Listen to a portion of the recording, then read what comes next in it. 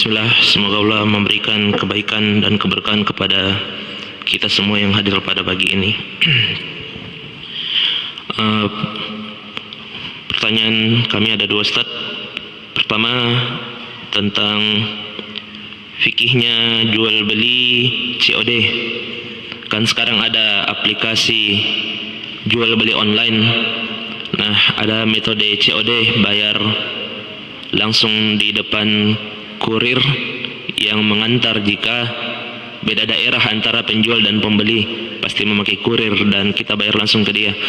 Pertanyaannya adalah, bagaimana jika kita transaksi atau deal terhadap barang jual beli tersebut di dalam masjid?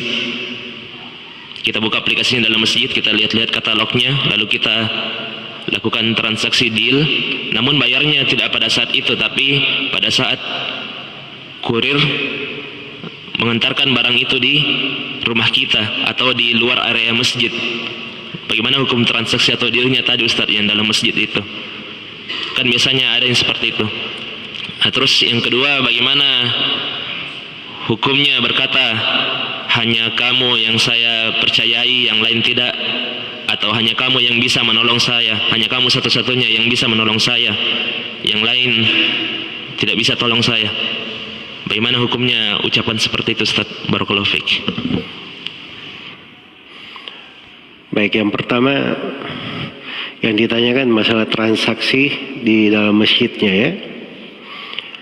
Jadi COD-nya itu jenis dari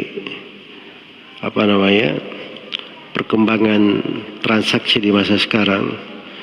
COD itu sendiri harus dilihat bagaimana bentuknya. Ada yang boleh, ada yang tidak dibolehkan. Anggaplah dia masuk ke dalam hal yang dibolehkan. Pertanyaannya terkait dengan transaksi di masjid. Haditsnya itu Rasulullah SAW bersabda, "Idza ra'aita man ibta'a fil masajid, faqulu lah, la arbahallahu tijaratak." Apabila engkau melihat orang yang transaksi jual beli di masjid, maka katakanlah kepadanya, semoga Allah tidak memberikan keuntungan pada perniagaanmu. Jadi bahasanya itu ibta'a. Ibta'a itu dia membeli atau menjual. Jadi kalau dia pesan itu membeli namanya, transaksi juga. Itu sudah masuk dalam larangan. Karena itu masjid bukan tempatnya untuk itu. Kalau ada yang ingin transaksi, ingin membeli atau sesuatu, dia keluar dari masjid. Dia keluar dari masjid. Kalau dia misalnya, kalau dia sudah transaksi di luar, lalu datang orang ngantar, terus dia tanya, ini di mana tempatnya, bagaimana saya antar, dia jawab, itu nggak ada masalah. Itu tidak ada masalah. Sebagaimana kalau misalnya ada orang yang punya hutang kepada kita, terus kita tagih dia di masjid, itu tidak dipermasalahkan oleh Nabi SAW. Sebab itu tidak masuk dalam jual beli. Jual beli itu ada bentuk penyerahan dan penerimaan, menawar dan membeli, meminta barang dan diberikan barang kepadanya. Itu transaksi namanya. Hal yang seperti itu tidak boleh ada di masjid. Tidak boleh ada di masjid. Dalam bentuk COD yang disebutkan, dalam bentuk pesanan online, atau dalam bentuk yang lainnya. Ya wallahu ta'ala alam. Baik.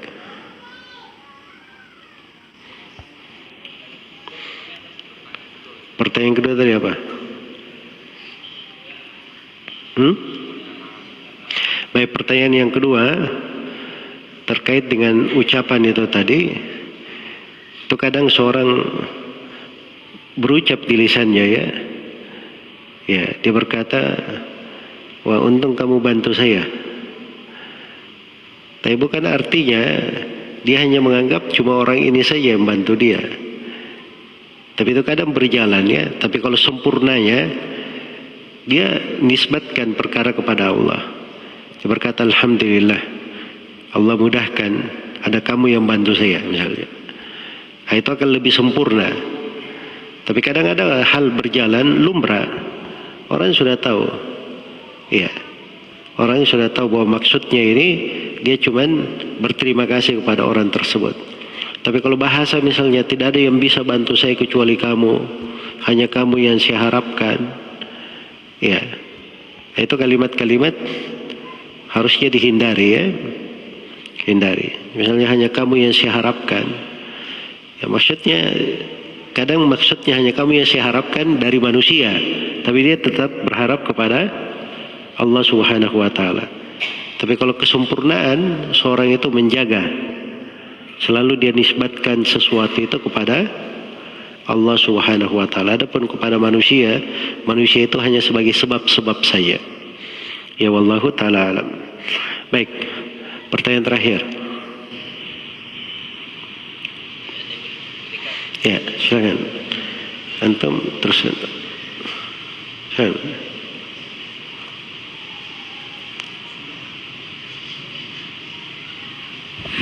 Bismillah. Ustaz, yang saya ingin tanyakan terkait di tempat kami itu, di masjid pada umumnya di tempat kami kaligrafi disandingkan lafaz Allah dan Muhammad, disandingkan sejajar Ustaz. Lafaz Allah dan Muhammad Ustaz disandingkan sejajar, terus dampaknya bagi pengurus Ustaz. Apabila tidak dibolehkan Ustaz, dampaknya ini merata untuk semua pengurus atau tamir saja. Terus Ustaz, yang kedua, mohon nasihatnya untuk Umi Ana yang baru mengenal hijrah di usia ini Ustaz, menjelang 60. Mohon nasihatnya untuk beliau karena beliau baru hijrah dan dikelilingi dengan masyarakat yang awam dan tidak jarang beliau di semacam dialog-dialog Ustaz. Barakallahu fiik. Ya, barakallahu fiik. Yang pertama terkait dengan tulisan kaligrafi di masjid, ya. Itu kadang memang banyak yang pasang tulisan-tulisan dan kadang di situ ada tertulis nama Al-Ismul Ahsan, nama Allah, dan ada nama Nabi Sallallahu Alaihi Wasallam, kemudian disamakan. Ya, itu dari sudut etika itu sudah perlu dipertanyakan, ya, ke penyamaan dalam bentuk yang seperti itu. Karena Allah itu selalu yang paling tinggi, harusnya seperti itu.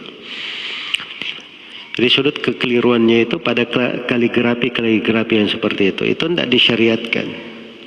Itu termasuk menghias-hias masjid satu, dan itu datang dalam beberapa hadits larangan. Kemudian yang kedua, itu meletakkan kalimat-kalimat dzikir, kalimat-kalimat yang diagungkan bukan pada tempatnya. Sebab nama Allah itu harusnya tidak diletakkan dipajang, kena debu, nanti harus dipel, harus dibersihkan. Ya, sama dengan nama Nabi Muhammad SAW, itu dari hal-hal yang dihormati di dalam agama kita, maka tidak boleh untuk diperlakukan hal yang seperti itu. Allah berfirman, "Dzalika wa may yu'azzim sya'airallah fa innaha min taqwal qulub." Demikianlah bagi siapa yang mengagungkan syiar-syiar Allah, simbol-simbol Allah, itu bagian dari ketakwaan di dalam hati. Ya, sisa saling nasihat menasihati saja supaya menghindari hal yang seperti itu. Pertanyaan yang kedua terkait dengan orang tua yang baru hijrah, semoga Allah memberikan keteguhan kepada kita semua di atas sunnah dan mewafatkan kita di atas sunnah. Yaitu yang pertama, didekatkan untuk belajar. Dan belajar itu penting, sebab itu motivasinya, itu dasar berpijaknya.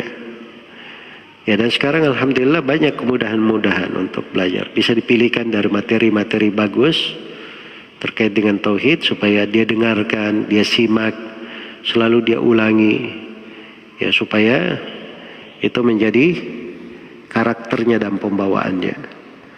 Ya, kemudian setelah itu diberi bimbingan untuk beramal dengan amalan-amalan salih, amalan-amalan ketaatan yang dia continue padanya, dari membaca Al-Quran, dzikir pagi, sore, kan tidur, bangun tidur. Ya, kemudian diberi dari amalan-amalan yang dia bisa continue Orang tua bisa continue di situ. Maka kalau sudah terjaga dengan hal itu, insya Allah itu adalah sumber kebaikan. Semoga Allah memberi taufik kepada semuanya. Wallahu ta'ala. Baik. Terakhir ya.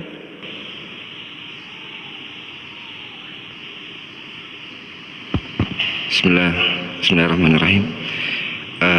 Saya ingin menanyakan masalah faedah, minta faedah sanad Ustaz dari hadis yang disebutkan tadi, doa Nabi sallallahu alaihi wasallam, Allahumma inni a'udzubika an usyrika bika wa ana a'lam wa astaghfiruka lima la a'lam. Dalam rawi hadis ini ada disebutkan qala akhbarani rajulun min ahli al-Basrah. Biasanya kan kalau qala rajulun min ashabi Rasulillah itu kan langsung diterima. Kalau di sini bukan nama seorang sahabat barangkali.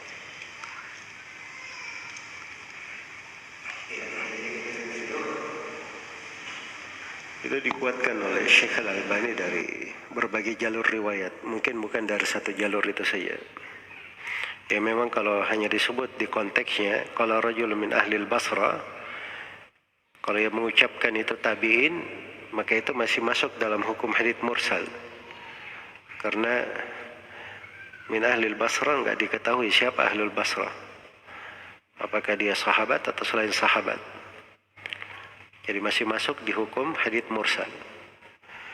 Iya. Kecuali kalau dikatakan kalau rajul min ahli Basra min ashabi Nabi sallallahu alaihi wasallam, itu baru. Jadi dikatakan sahabat mubham, sahabat yang tidak diketahui namanya. Dan itu haditsnya masih diterima. Tapi kalau ada riwayat yang mubham dari kalangan tabi'in, kemudian ada pendukung-pendukungnya, itu masih bisa dikuatkan. Masih bisa untuk dikuatkan. Ya wallahu ta'ala alam. Baik, ini mungkin yang bisa disampaikan untuk kajian kita di pagi hari ini. Dan saya mohon maaf atas segala macam kekurangan. Subhanakallahumma wa bihamdik, asyhadu an la ilaha illa anta, astaghfiruka wa atubu ilaik. Walhamdulillahi rabbil alamin. Wassalamualaikum warahmatullahi wabarakatuh.